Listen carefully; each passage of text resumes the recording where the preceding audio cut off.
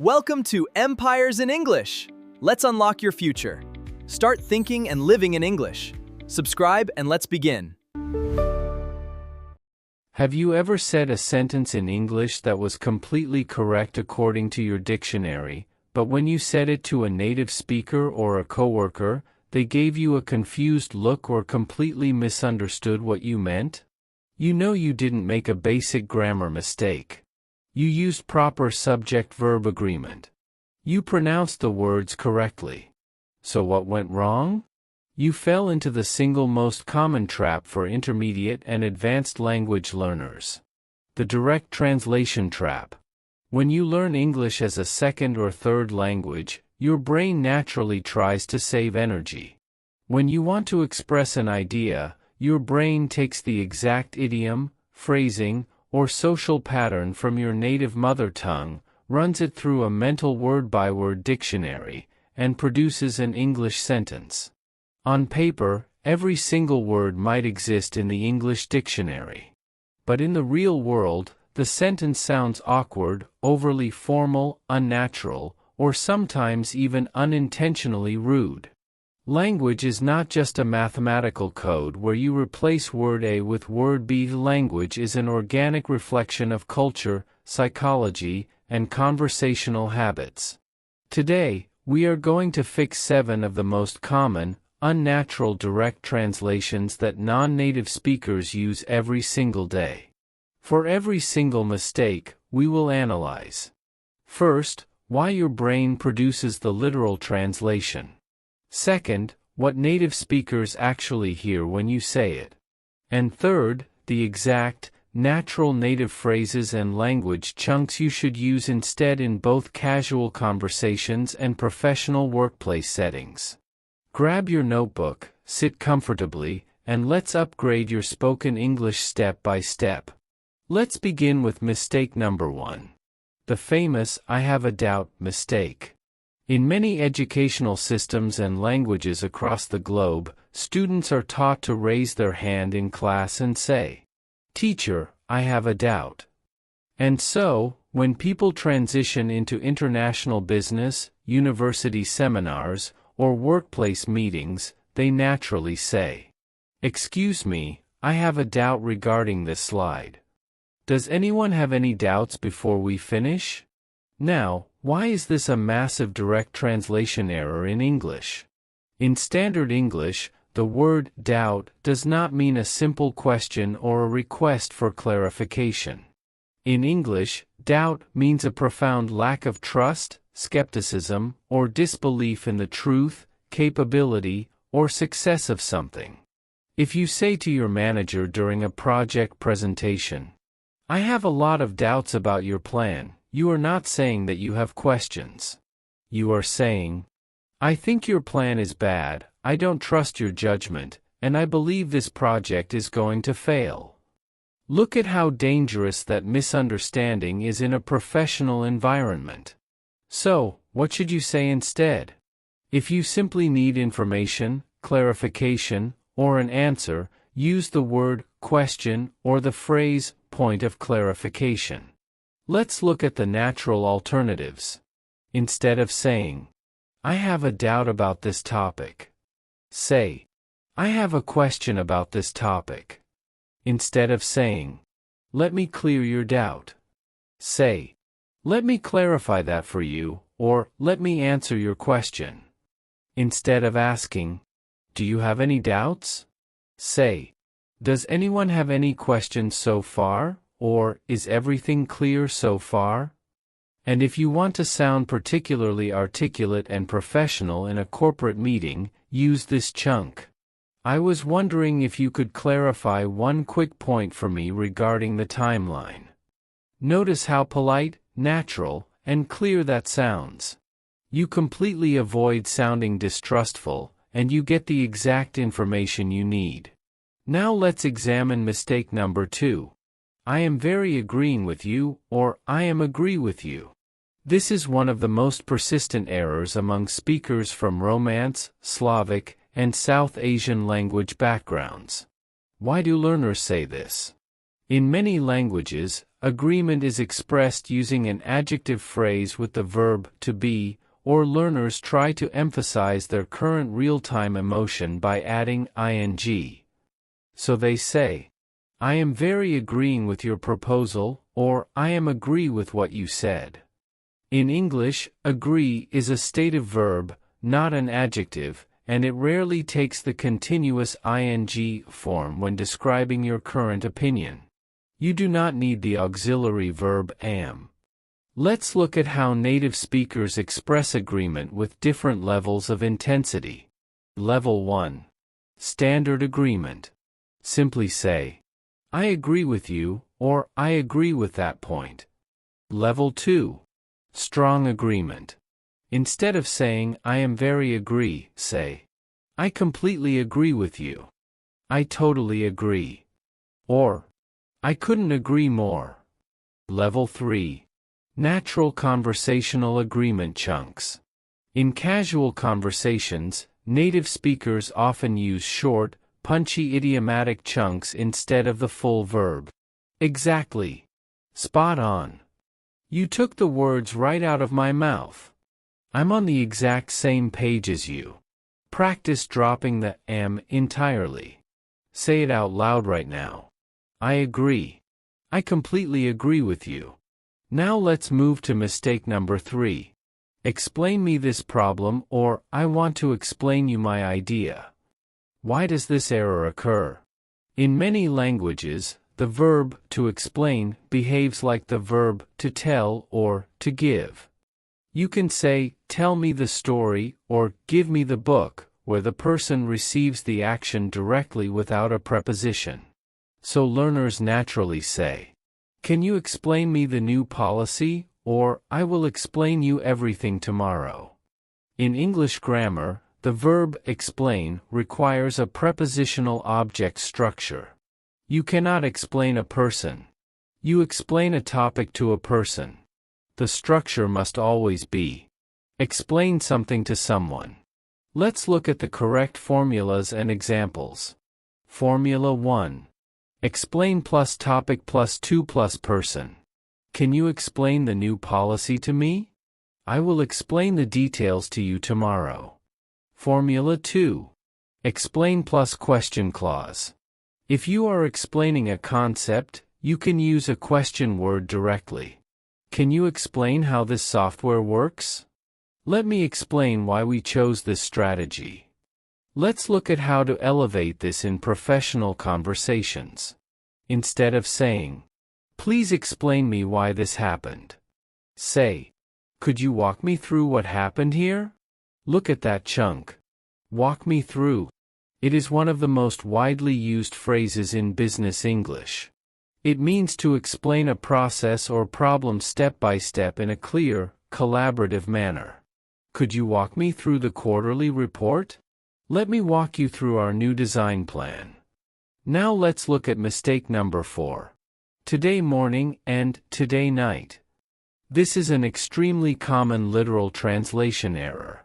When learners want to describe parts of the current day, their brain takes the word today and attaches the time period. I woke up late today morning. What are you doing today night? I was very busy today afternoon.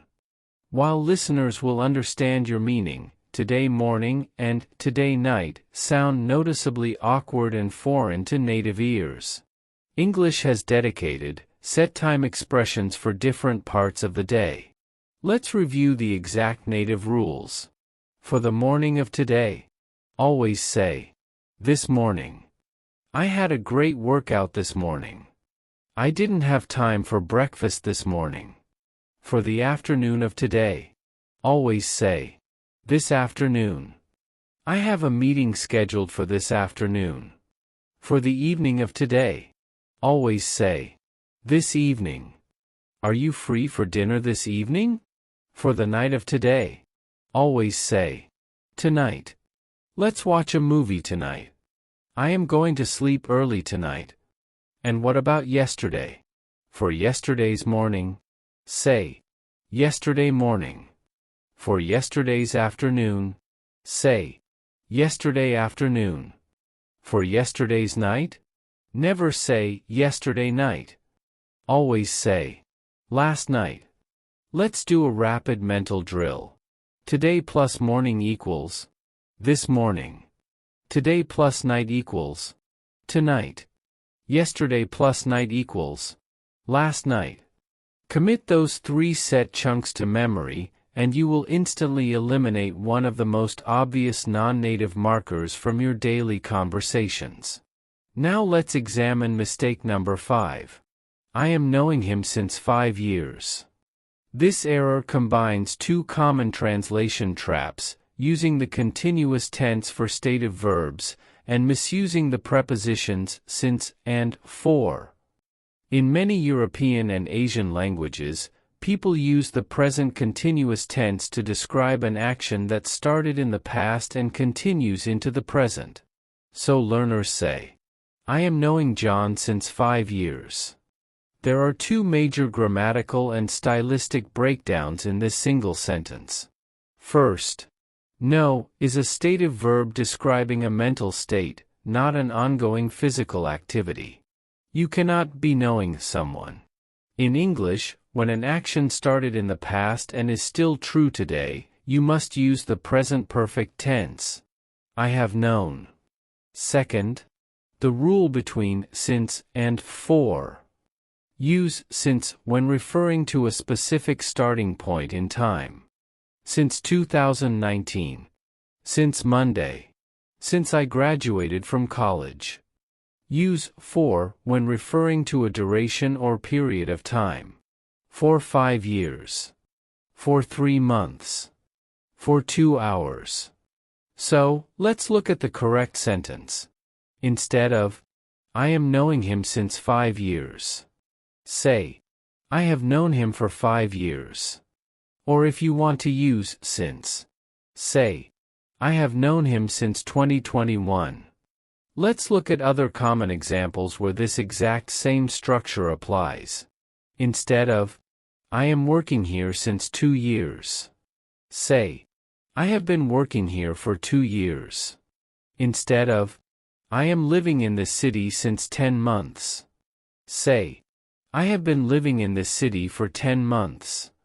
Mastering the difference between for a duration and since a starting point will immediately make your spoken English sound clean, precise, and grammatically mature. Now let's move to mistake number 6. I will revert back to you soon. This phrase is exceptionally common in formal corporate emails, customer service responses, and business meetings in several international English dialects.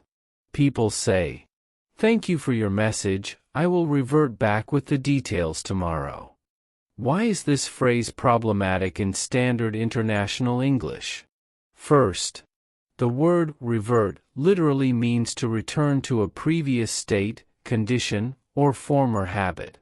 For example, the software reverted to its previous version, or he reverted to his old smoking habits.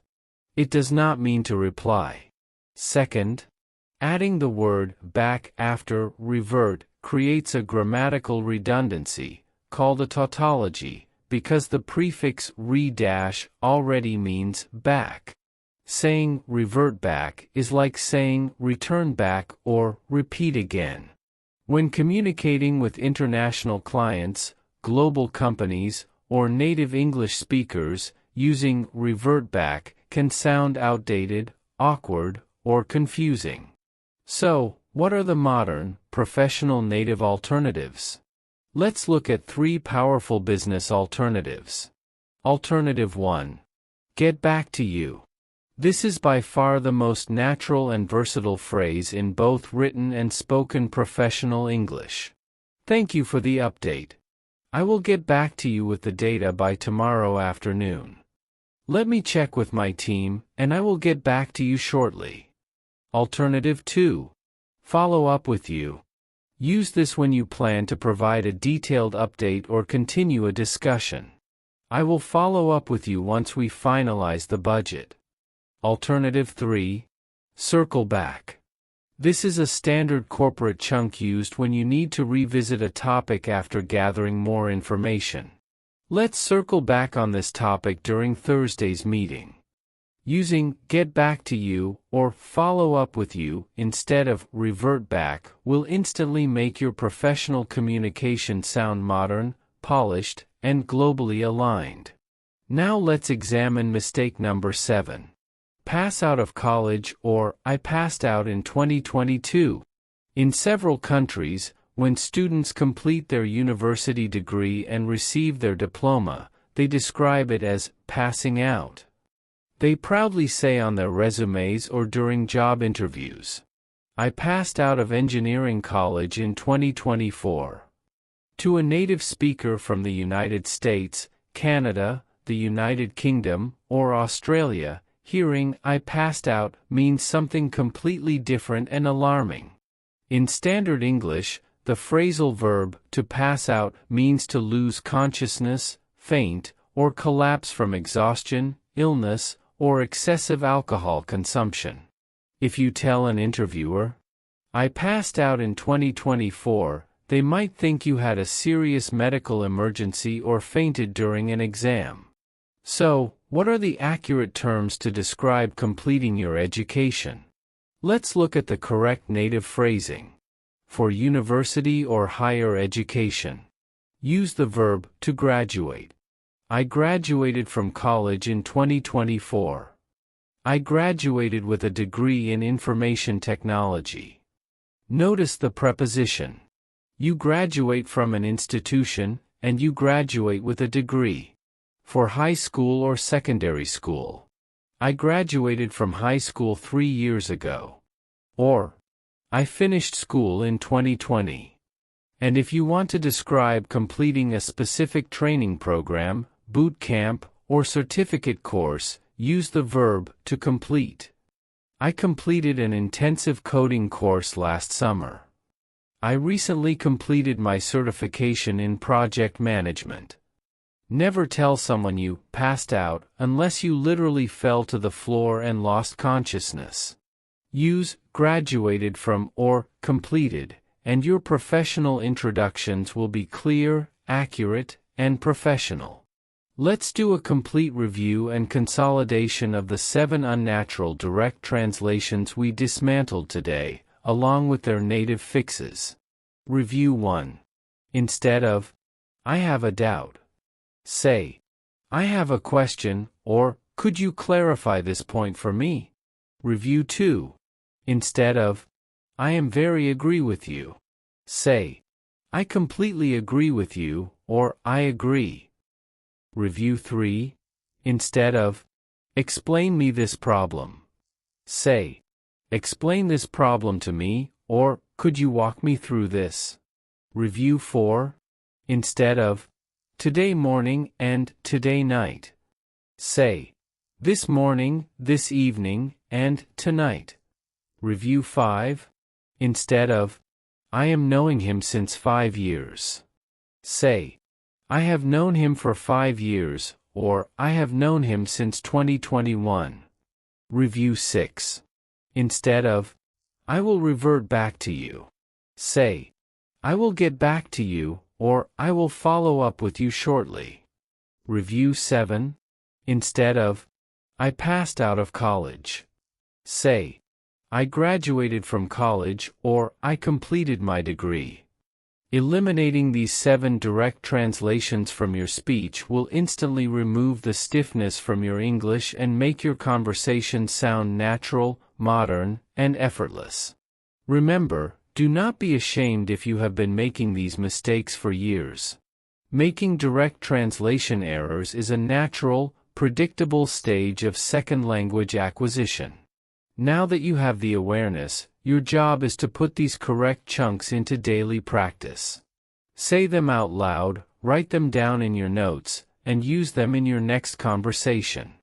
If you found tremendous value in this breakdown, hit that like button, subscribe to the channel for more real-world English communication mastery, and leave a comment below. Which of these 7 phrases were you using the most, and which native fix will you start using today? Thank you for watching. Practice these chunks out loud, speak with clarity, and I will see you in the next video.